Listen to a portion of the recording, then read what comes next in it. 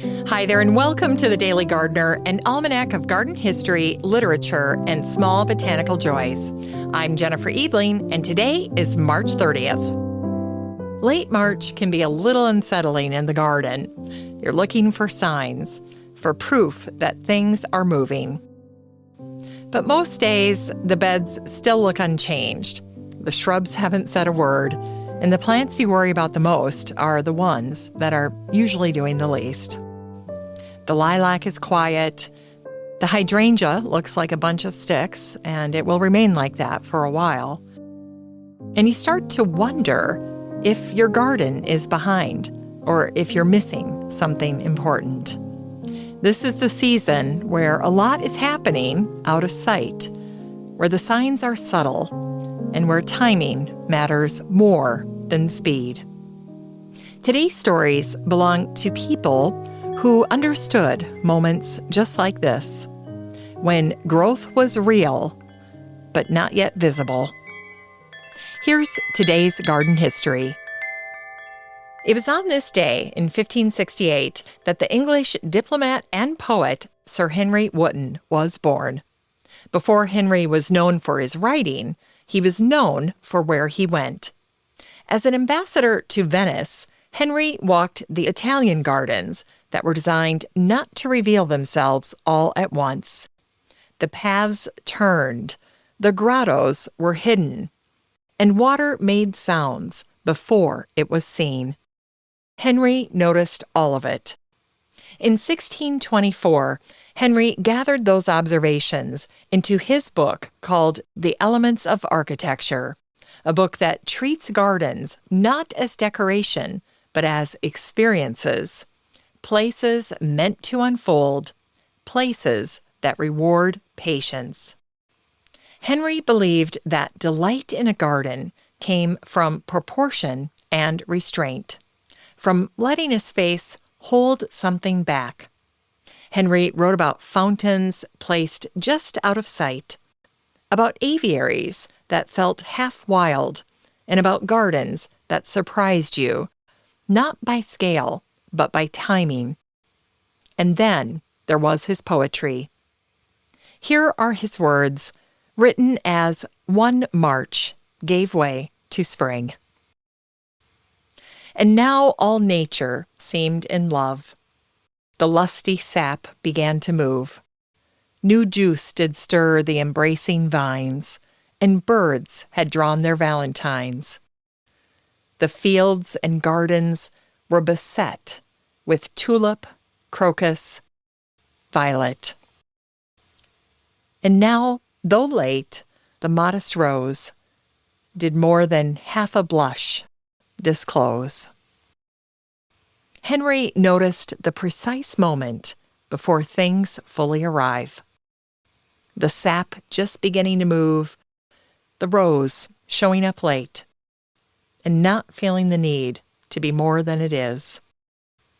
Henry trusted that kind of timing, nature's timing, and he knew, in gardens and in words, that sometimes the strongest choice is to hold something back.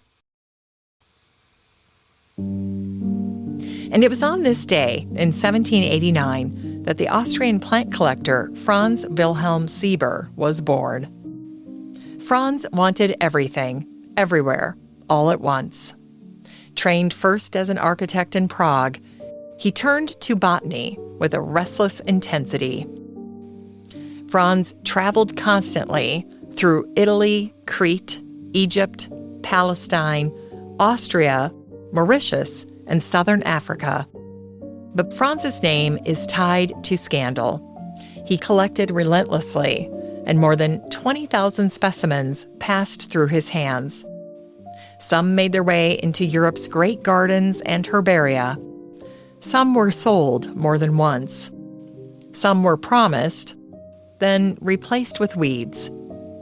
He convinced patrons to fund expeditions, including a climb to Mount Triglav, and returned with little to show for it. Franz published hastily, he overpromised, and he claimed discoveries he could not prove. And yet, plants did travel because of him. Seeds moved, gardens changed. But by the 1830s, the pace of collecting had caught up with him. Franz claimed a cure for rabies, demanded funds, quarreled with officials, and spent his last 14 years confined in a Prague psychiatric hospital. His collections were scattered. His reputation never recovered. And what remains is uneasy. Plants that traveled, names that linger, records that don't quite add up. In today's Unearthed Words, we hear an excerpt from the American poet Robert Creeley, who died on this day in 2005. Robert spent much of his life moving between small towns, teaching and writing poems that held tight spaces and sharp edges. Here's Robert's poem, The Flower. I think I grow tensions like flowers in a wood where nobody goes. Each wound is perfect, encloses itself in a tiny, imperceptible blossom, making pain. Let those words settle in the quiet. A flower growing where nobody goes.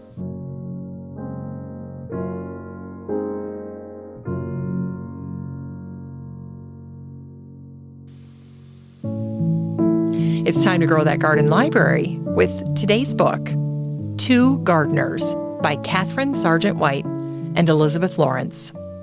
It's Garden Writers Week here on The Daily Gardener, which means all of the book recommendations for this week feature books devoted to gardeners who turned their lived experience, questions, and daily observations into a lifelong written conversation.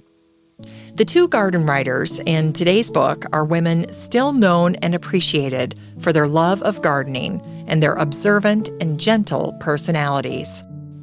Katharine Sargent-White wrote from coastal Maine, and Elizabeth Lawrence wrote from the heat and clay of Raleigh, North Carolina. They met in person only once, but what followed instead was nearly 20 years of letters. They wrote about bulbs and borders, weather and health, books, doubt, aging hands, and the strange comfort of returning to the same plants year after year.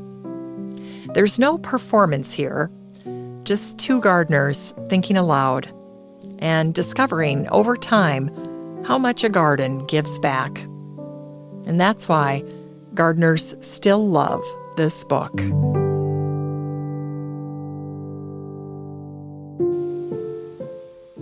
And finally, here's something sweet to ignite the little botanic spark in your heart. It was on this day, last year in 2025, that a quiet Raleigh garden, the Isabel Bowen Henderson House and Garden, in North Carolina's Piedmont region, opened its gates for a rare public open day. During the 1930s, the artist Isabel Bowen Henderson built her garden as an extension of her studio. She treated soil like a canvas. Color mattered. Sequence mattered. What bloomed beside what and when mattered. Isabel hybridized irises and daylilies by the hundreds. She lectured on color theory, and she believed a garden should be composed, not imposed. And a year ago today, visitors walked paths that were shaped by Isabel over decades of tending and creativity. They sipped a garden-inspired mocktail and walked Isabel's beloved Bluebell Walk. They toasted the 100th anniversary of the Raleigh Garden Club and reflected on a home and garden, Isabel's Place, saved from erasure by Preservation North Carolina and Friends of Oberlin Village. Some gardens survive not because they are grand, but because someone cared and others remembered. As we close the show today, remember, late March lingers. In a northern garden, most things are still holding back. The crab apples stand bare and patient, buds tight, saying nothing yet. The scilla are just beginning to gather themselves, a faint green thread at the soil line, easy to miss. The crocus may be up or flattened again by the cold. They're used to setbacks. They'll try once more. And the hydrangea, it sleeps in. Right now it looks totally dead. It's not failure. That's just how it works. Some things arrive early, some arrive late. Some hold everything back until they're ready. Thanks for listening to The Daily Gardener. And remember, for a happy, healthy life, garden every day.